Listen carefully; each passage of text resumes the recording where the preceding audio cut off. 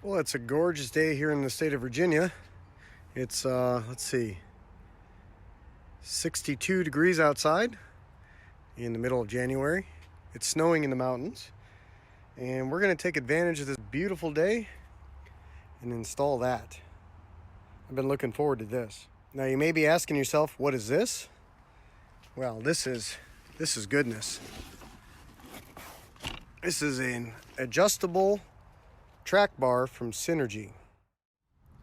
So this is why I always use my trail tools when I'm doing a repair in the driveway. This tool bag is set up for the Land Cruiser because that's what I always carried it in. So now, of course, we have a Dodge Power Wagon, which is mostly metric. However, I just discovered I have a 19mm wrench and a 17mm wrench, but I don't have an 18mm wrench, nor do I have an 18mm socket in here. And you never guess what size those bolts are.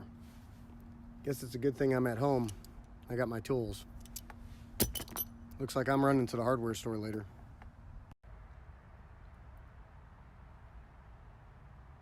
My old shop teacher's probably rolling in his grave right now. I really should do a video of unconventional ways to use your tools. We all do it.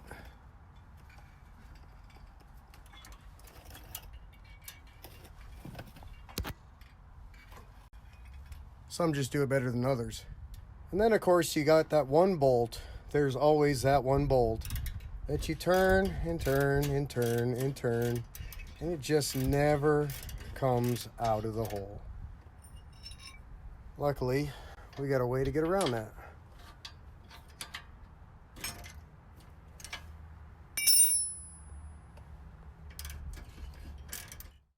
All right, well, that's out of there. And there we go.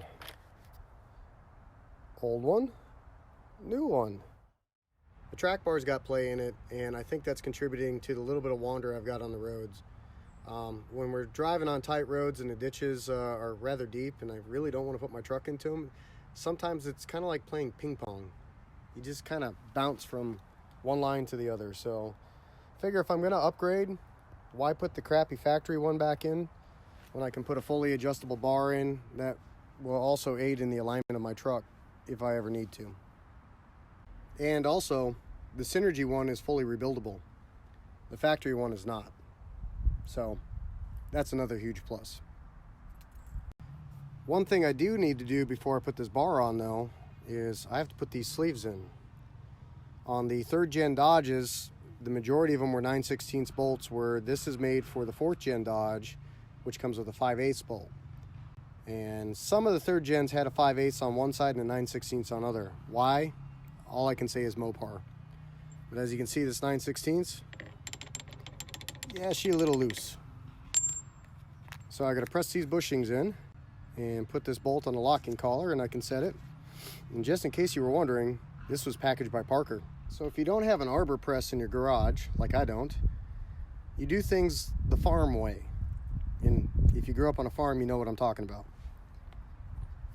Brass hammer, steel sleeve, pound it down, which pushes the other steel sleeve out into the socket.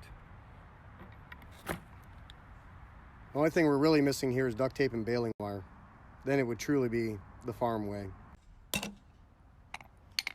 Now I know what you're thinking. Jeremy, that is a massive socket. Yes, yes it is. All right, so the way Synergy's instructions tell you to put this in is they want you to put the track bar in basically so it fits in the holes, obviously. And then they want you to measure from the inside of the tire to the frame on both sides the center of the axle. I'm an ex-mechanic. Well, technically I'm still a mechanic, but that's not the point. So I do stuff the flat rate style. So you flip the old track bar over, stick the bolt in from the back side, do the same thing on this side, screw your adjuster out until the bolt goes through both holes, and lo and behold, you're pretty much on the money. All right, so the pretty track bar is installed.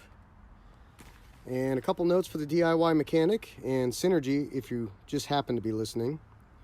Step 4, it says to install the track bar with the fixed end in the frame side with the bend in the bar facing forward. Well, that makes sense because otherwise it would hit the differential. Got it. Now it says the pinch bolt bungs on the other side of the bar should be facing up. Up. U-P, up. That's not possible. Those are welded onto the bar. If those face up, that punches a hole through the differential. Might want to update the instructions. Oh, and this half an hour install time? No, not going to happen. Not with hand tools and not on a real world truck. If it was brand new, maybe. Just food for thought. In all honesty, it really wasn't that bad of a job. I mean, this truck's got 182,000 miles on it. It's a 2007. I expect fasteners to be difficult to remove. This truck gets used. I mean, you can see the lower control arm. She gets used. Now, to go back to their original instructions, they want you to measure from the frame to the outside or the inside of the tire, which is roughly 12 inches. And I've already measured that on both sides, and I've verified that that's the same measurement. If this is not the same measurement when you install this bar, you come down here, you break that adjustment bolt loose, and I believe it's a 1/4 inch punch that you can use. You turn that adjuster either in or out, and that will expand or contract this track bar and move the axle. Actually, it'll move the frame to the axle because the axle's on the ground. And then you just do that until your measurements are the same on both sides. And that's all there is to it. So other than a test drive, I'm pretty much done here. Well, except I gotta put all this crap away. I hate that part. But I appreciate you guys coming on this fun-filled ride, and sorry about the bad jokes, but it's all I've got.